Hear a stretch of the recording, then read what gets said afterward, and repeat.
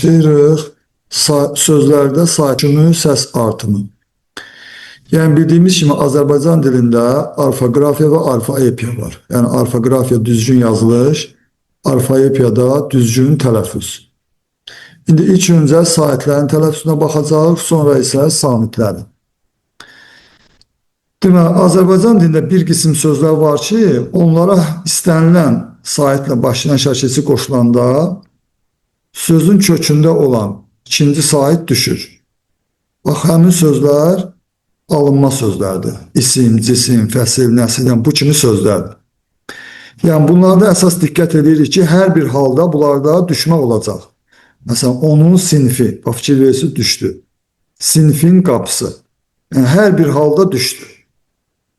Amma ikinci qrup sözlər ki var, bunlar isə milli sözlərimizdir. Bunlarda isə yalnız mənsubiyyət şəkilçisi artırılanda düşmə olacaq. Yəni, hal şəkilçisi artıranda düşmə olmur. Məsələn, onun ağlı. Yəni, burada mənsubiyyətdir, ona görə düşmə oldu. Amma ağlın gücü, burada gəliş haldır, yəni, burada isə düşmə olmadı. İndi bu testlərdə bizim qarşımıza necə düşə bilər? Məsələn, test formasında əgər, məsələn, bir söz, məsələn, buradakı sözlərdən hər hansısa biri burun, boyun, çiyin, yəni saiti düşmüş vəziyyətdə əgər verilərsə, demək biz bunu götürürük ki, bu demək mütləq mənsubiyyət qəbul edib. Yəni testlərdə bu formalarda verirlər. Yəni bu sözlər əgər saiti düşübsə, demək ancaq mənsubiyyət qəbul edib. Çünki hal qəbul edəndə düşmür. Ona görə biz bunu təyin edə bilirik ki, bu mənsubiyyətdə işlənib. Yəni bax, buradakı sözlərin. Amma birinci qrup sözlərimizdə isə bilmirik. Haldadır, yoxsa mənsubiyyətdədir. Çünki həm hal şəkilçisi, həm də mənsubiyyət şəkilçisi qəbul edəndə, yəni bunlarda düşmə hadisəsi baş verir. Sonra baxırıq mürəkkəb sözlər. Mürəkkəb sözlərin də həmçinin tələffüzündə sözün qovşağında olan sait düşür. Əmi oğlu yazırıq, əmi oğlu. Dayı oğlu, dayı oğlu. Bibi oğlu, bibi oğlu. Əli açıq, əl açıq və s. Həmçinin bəzi qoşa saitli sözlərin tələffüzündə də i samitini artırırıq. Yəni bunlar da demişdik. Harada i varsa, məsələn, i, a, i, məsələn, i, i, o, a, ü. Yəni bunlarda artım olur. Məsələn, radio, məsələn, ailə. Yəni harada i-ni görsək və o digər saitlərlə işlənməsindən i ilə a birləşir, i ilə ə və yaxud əksinə, əvvəlinə ə, i, a, i. Bu formada olanda biz ora y-ni əlavə edirik. Sonra davam edirik. Yəni qısa şəkildə təkrar edirik ki, yəni siz də summativə hazırlaşa biləsiniz. Sonra davam edirik. Növbəti mövzumuz, bircə dəqiqə bunun səhifəsini dəyişək, deməli. Aha. Saitlərin uzun tələffüzü.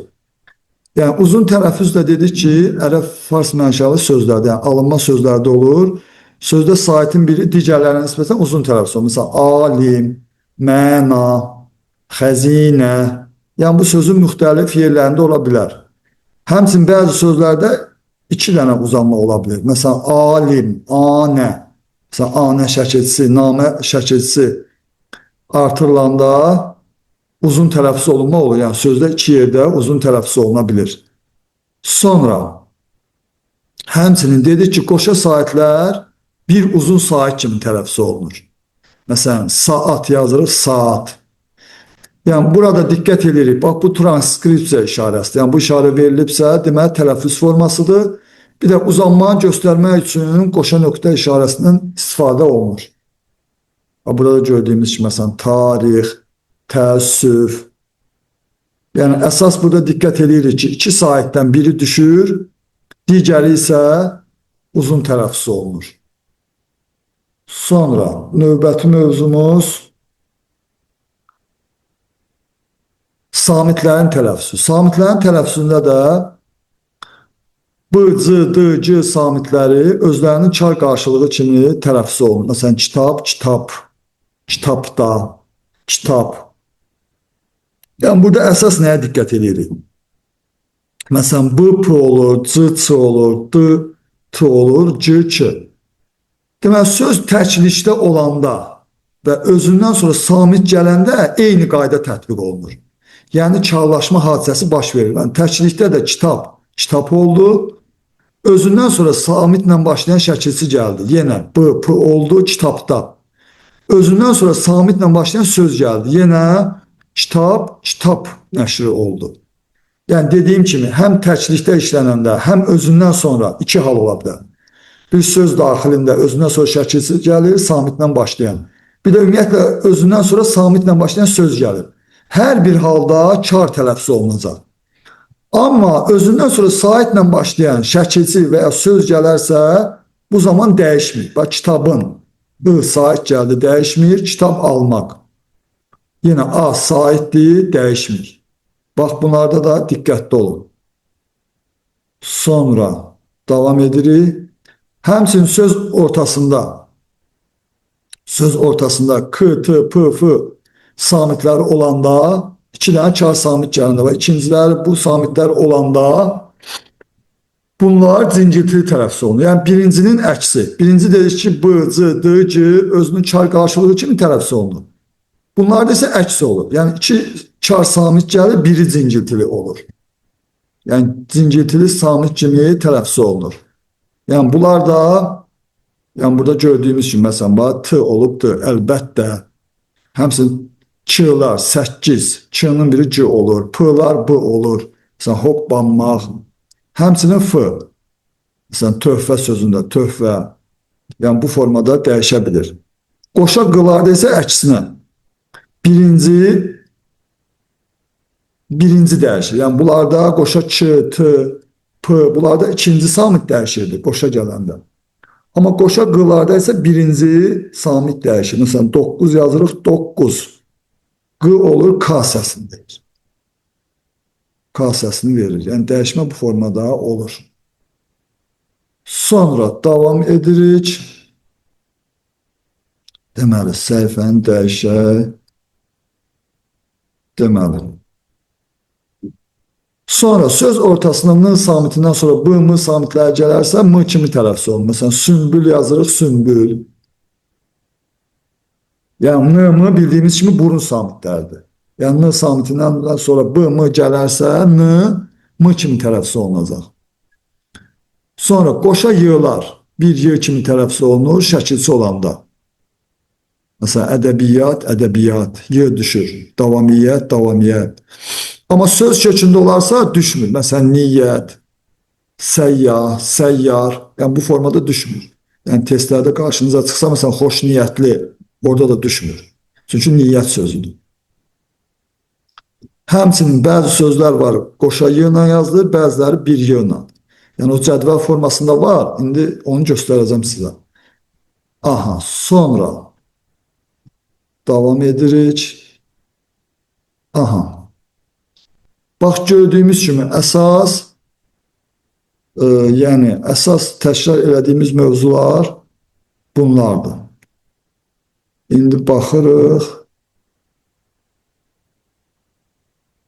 Aha, bircə dəqiqə.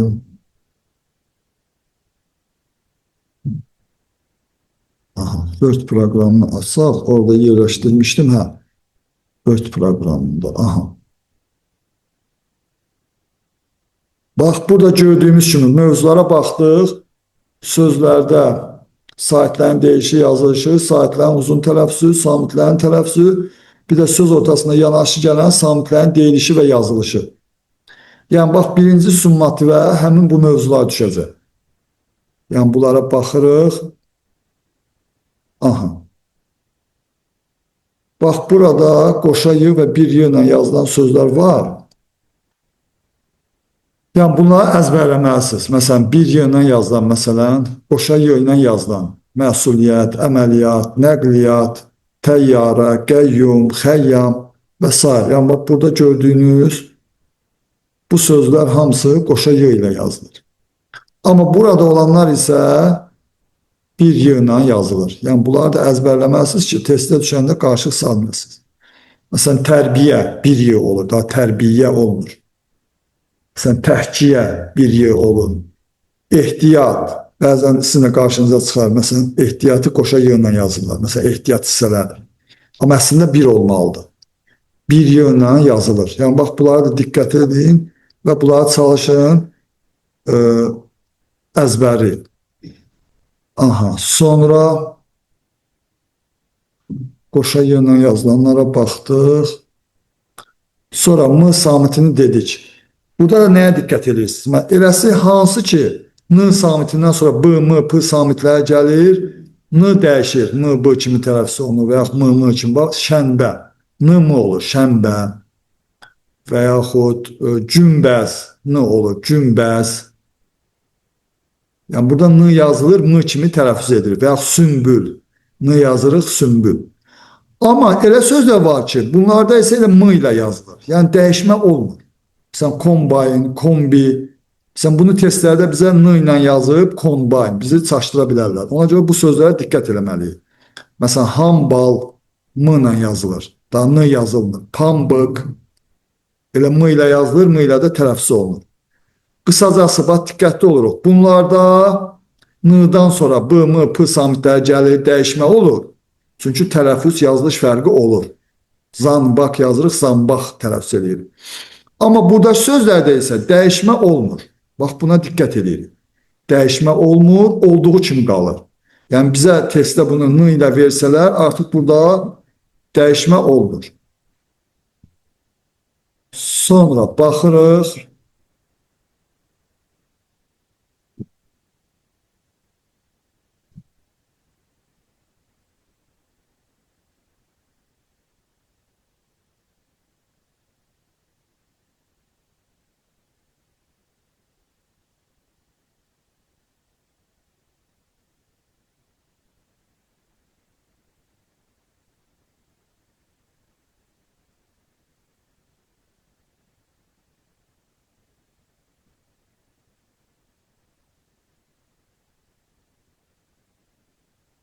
Salam.